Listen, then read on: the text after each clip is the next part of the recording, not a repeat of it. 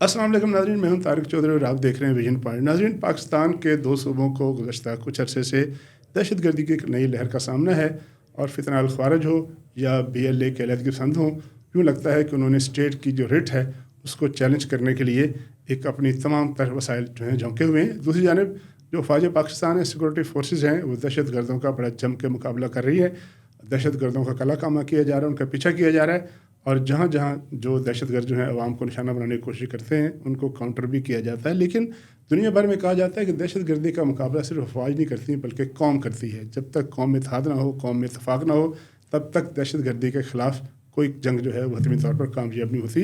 हुकूमत पाकिस्तान ने कुछ रोज़ पहले फ़ैसला किया और जो पार्लियामेंट की कौमी सलामती कमेटी है उसका इजलास बनाया इन कैमरा और उसमें फ़ौज पाकिस्तान ने, पाकिस्तान आर्मी के सरबराह ने और कौमी अस्करी क़यादत ने, सियासी क़यादत ने, जो पार्लियामेंटेरियन हैं, उनके सवालों का जवाब दिया। इस सारे मामले का इशू क्या है, इस मामले का बैकग्राउंड क्या है और उसको कैसे टैकल किया जाएगा, कैसे इससे निपटा जाएगा, ये सारी बातें जो हैं कौम के नुमाइंदों को बताई। आज इसी इजलास के हवाले से हम बात करेंगे और हमारे साथ मौजूद मेहमान मौजूद हैं। फॉर्मर जर्नलिस्ट हैं, फॉर्मर तो नहीं, जर्नलिस्ट तो फॉर्मर नहीं होता है, लेकिन आज ज़िम्मेदारियाँ जो हैं आपकी कौमी ज़िम्मेदारियाँ हैं और मशीर हैं प्राइम मिनिस्टर ऑफ पाकिस्तान के बराए नेशनल हेरिटेज और कल्चर के हुज़ैफ़ा रहमान कुरैशी हमारे साथ मौजूद हैं। उससे बताइएगा कि कल का जो इजलास था, 6 घंटे इजलास जारी रहा, उसका क्रक्स अगर एक फ़िक्र में बयान किया जाए कि उस इजलास से हमने क्या हासिल किया और उस इजलास के नतीजे में कौन सा ऐसा जो है वो लाइमल सामने आया जिसके नतीजे में कौम ये समझे कि अब दहशतगर्दी पर काबू पा लिया जाएगा। जी, अगर क्रक्स तो एक यही है कि अब रियासत ज़ीरो टॉलरेंस का मुजाहरा करेगी और दहशतगर्द नहीं, उनके सपोर्टर नहीं, बल्कि उनके सिंपथाइजर को भी नहीं छोड़ा जाएगा। और इस वक्त दहशतगर्दों के सिंपथाइजर जो डिजिटल दहशतगर्दी शुरू की हुई है, इससे भी आनी हाथों से निपटेंगे। और कोशिश ये थी आपकी अस्करी क़यादत की भी और सियासी क़यादत जो कि वज़ीर-ए-आज़म पाकिस्तान है, PMLN की गवर्नमेंट है, कि तमाम अपोजिशन जमातें भी एक पेज पर हों और ताकि उनसे जो है उनकी मुशावरत ले ली जाए और उनकी इनपुट ले ली जाए।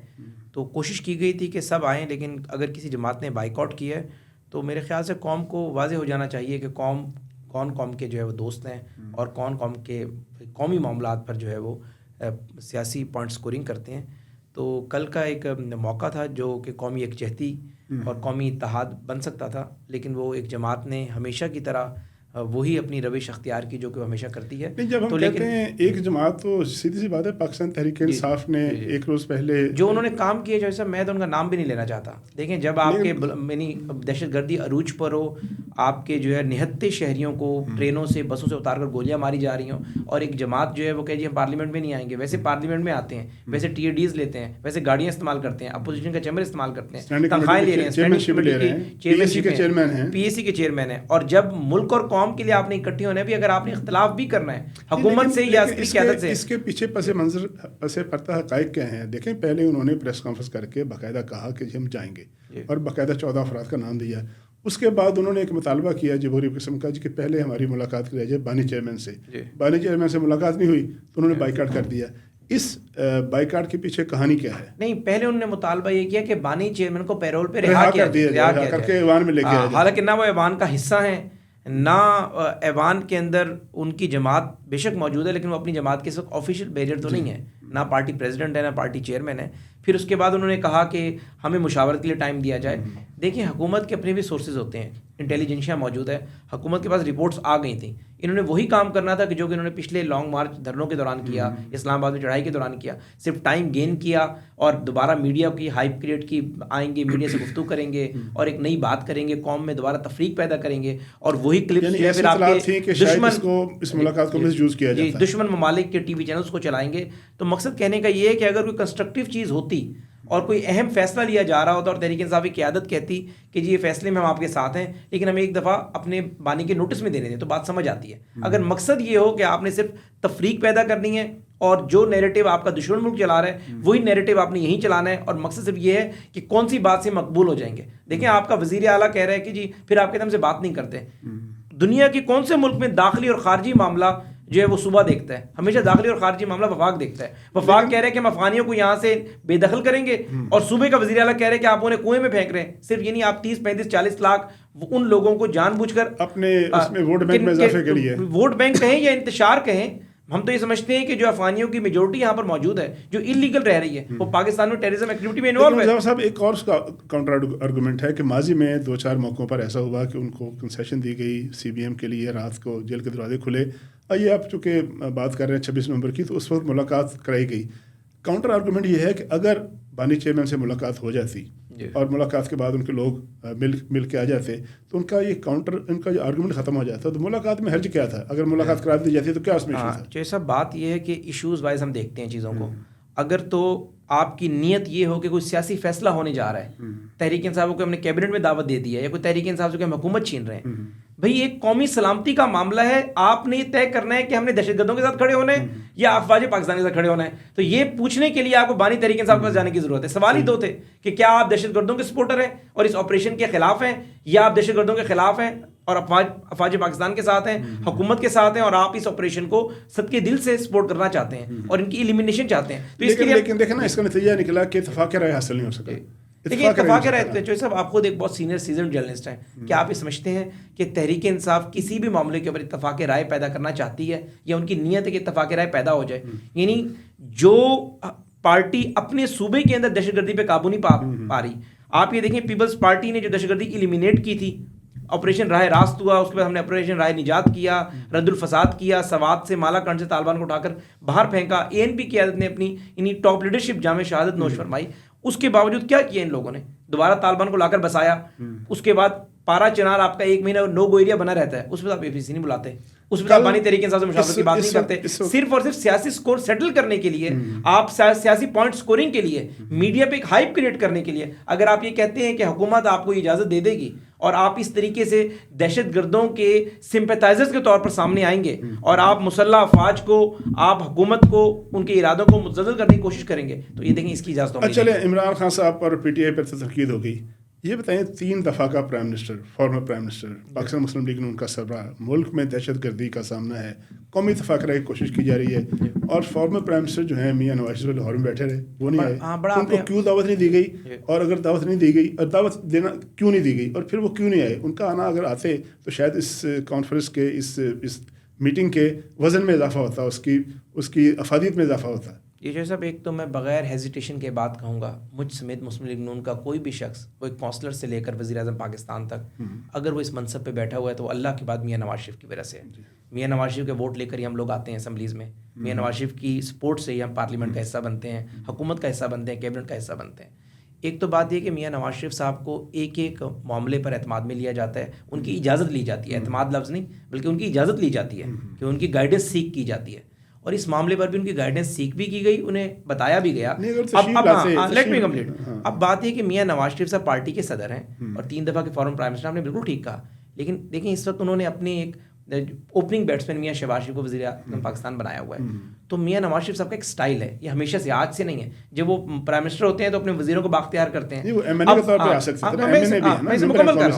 انہوں نے صرف اور صرف اس وجہ سے کہ میاں شہباز شریف کو ایک اسپیس دی کہ وہ اپنے خود مختاری سے فیصلہ کریں، اور اس فیصلے میں میاں نواز شریف صاحب کی مکمل سپورٹ موجود ہے، ان کی گائیڈنس موجود ہے. اب بات یہ کہ میاں نواز شریف صاحب اس کے اندر موجود نہیں تھے تو شاید کیا وہ ناراض ہیں یا کوئی ایسی چیز ہے، ایسی کوئی بات نہیں ہے. اگر ایسی نوبت آ جائے کہ ملک اور قوم کو میاں نواز شریف کی ضرورت ہو اور اس کے ایک ووٹ سے ملک اور قوم کا بہتر مستقبل جڑا ہوا ہو، تو 26ویں آئینی ترمیم کے لیے 2-3 دفعہ آتا ہے، وہ ساری رات آ کر پارلیمنٹ میں بیٹھا رہتا ہے. تو میاں نواز شریف نے ہمیشہ قومی اتحاد کی، عسکری قیادت کے ساتھ چلنے کی، اپنی پارٹی کی سپورٹ کی بات کی. یہ کوئی نہیں کہہ رہا کہ وہ کیوں نہیں آئے. سوال یہ پیدا ہوتا ہے کہ اگر وہ لاہور کی تزئین و آرائش کے لیے ٹائم دے سکتے ہیں، میٹنگ کر سکتے ہیں، تو یہ تو قومی مسئلہ ہے. گزشتہ چند دنوں میں 45 سے زیادہ حملے ہو چکے ہیں، 100 کے قریب جو ہیں ہمارے سیکورٹی اہلکار شہید ہو چکے ہیں، ہمارے علماء کو ٹارگٹ کیا جا رہا ہے. میاں نواز شریف صاحب کو تو خود آنا چاہیے تھا. ان کا نہ آنا جو ہے نا، وہ اس بات کو ثابت کرتا ہے کہ شاید ان کو اس معاملے میں دلچسپی نہیں. ایسا ہرگز نہیں ہے. دیکھیں میاں نواز شریف صاحب کی بیٹی پنجاب کی وزیر اعلیٰ ہیں، تو آپ مجھے بتا دیں کتنے انتظامی معاملات میں مداخلت کرتے ہیں. اب ایک تاریخی کام تھا میاں نواز شریف صاحب کی، چونکہ ساری زندگی لاہور میں گزری، ان کا ایک ایکسپوئر تھا اس حوالے سے، تو انہوں نے اس میٹنگ میں شریک بھی ہوئے، ان کو بیٹنگ چیف بھی بنایا گیا. اب اگر آپ اسے ریلیٹ کریں کہ وہ اس میٹنگ میں تو چلے گئے، قومی سلامتی کی میٹنگ میں نہیں آئے. دیکھیں قومی سلامتی کی میٹنگ میں فیصلے وزیر اعظم نے کرنے ہیں، اور انہوں نے وزیر اعظم اپنے بھائی کو خود بنایا، خود اسے پارٹی کی باغ ڈور دی. تو انہوں نے ایک کپتان کا کام یہی ہوتا ہے کہ اپنے کھلاڑی کو ذرا اوپن سپیس دینا کہ وہ چوکے چھکے مار سکے, کور ڈرائیو کر سکے, اگر کوئی بالر ہے تو اچھی بالنگ کر سکے. میاں نواز شریف صاحب اگر یہاں پر موجود ہوتے تو ظاہر ہے ایک تاثر پھر آپ لوگ یہ جاتا کہ کیا پھر آپ لوگوں نے یہ کہنا تھا کہ سارے فیصلے میاں نواز شریف کر رہے ہیں, شہباز شریف جو ہے وہ شاید جو ہے صرف کاغذی وزیر اعظم ہے. تو میاں نواز شریف صاحب کا ایک سٹائل ہے کہ وہ اپنے لوگوں کو اعتماد دیتے ہیں اور پھر اپنے لوگوں کو کہتے ہیں کہ آپ پرفارم کریں. ہاں ان کی گائیڈنس موجود ہوتی ہے. اور اگر میں اسے لیٹ می کریکٹ, اگر میاں نواز شریف صاحب کی ضرورت محسوس ہوئی اور میاں نواز شریف صاحب نے خود محسوس کیا کہ مجھے یہاں آنا چاہیے, اور عسکری اور سیاسی قیادت میاں نواز شریف صاحب پیچھے بھی کھڑے ہوں گے اور فرنٹ سے لیڈ بھی کر رہے ہوں گے. میاں صاحب کا آپ نے جواب دے دیا. وزیر داخلہ جن کا یہ کام ہے, جن کی وزارت ہے, جو ملک میں امن و امان کے ذمہ دار ہیں, جو سولین ادارہ ہے, وہ کہاں تشریف فرما تھے؟ وہ کیوں نہیں آ سکے؟ دنیا میں ایسی جگہ ہے جہاں سے وہ نہ پہنچ سکتے ہوں, 24 گھنٹے ملے ان کو, وہ کیوں تشریف نہیں لائے؟ دیکھیں وزیر داخلہ صاحب شریف آدمی ہیں, لیکن میں چونکہ شریف ہونے میں کوئی شک نہیں ہے. میں اس میں تو اس کو جو ہے میں یہ صرف بتا دوں آپ کو کہ میں یہاں پر ظاہر ہے میاں نواز شریف کی وجہ سے بیٹھا ہوا ہوں, میاں شہباز شریف کی وجہ سے بیٹھا ہوں, میں ان کا نمائندہ ہوں اور میری ڈیوٹی ہے کہ میں ان کا ہر حال میں دفاع کروں. چونکہ محسن نقوی صاحب کا مجھے علم نہیں ہے کہ ان کی مصروفیات ہیں کیا, لیکن ظاہر ہے کوئی نہ کوئی ایسی مصروفیت ہوگی جس کی وجہ سے شریک نہیں ہو سکے, ورنہ وہ بھی محنت کر رہے ہیں. دیکھیں یہ بات آپ کی بڑی ویلڈ ہے, لیکن ظاہر ہے میں اس کیپیسٹی میں نہیں ہوں کہ میں اس سوال کا جواب دے سکوں. مجھے پتہ نہیں ہے, ممکن ہے کہ وہ بلوچستان میں ہو, ممکن ہے کہ وہ کوئی اور معاملے کو دیکھ رہے ہوں. آپ کے کل جو ہے ایک ٹکر جو ہے وہ وزارت داخلہ کے سورسز سے بھجوایا گیا ہے کہ وہ ملک سے باہر ہیں, اور وہ آج یعنی کل شام جب یہ اجلاس ہو رہا تھا تب پہنچیں گے. تو وزیر داخلہ صاحب پہنچ سکتے تھے, ریسورسز موجود ہیں, سرکاری ریسورسز موجود ہیں. یہ میٹنگ کتنی اہم تھی کہ ان کو اس میں ہونا چاہیے تھا. آپ اس سے ایگری کرتے ہیں؟ ہاں جی, یہ بہت اچھا ہوتا اگر وہ موجود ہوتے. ظاہر ہے ملک کے انٹیریئر کے جو معاملات ہیں, آپ کے داخلی معاملات, اس میں وزیر اعظم کے بعد وزیر داخلہ کا بڑا رول ہوتا ہے. لیکن ظاہر ہے اگر وزیر داخلہ ملک میں نہیں تھے تو وزیر مملکت بھی موجود ہیں, ایڈوائزر بھی اب پی ایم نے نیولی اپائنٹ کیے ہیں, پرائم منسٹر صاحب خود بھی چیزوں کو دیکھ رہے ہوتے ہیں.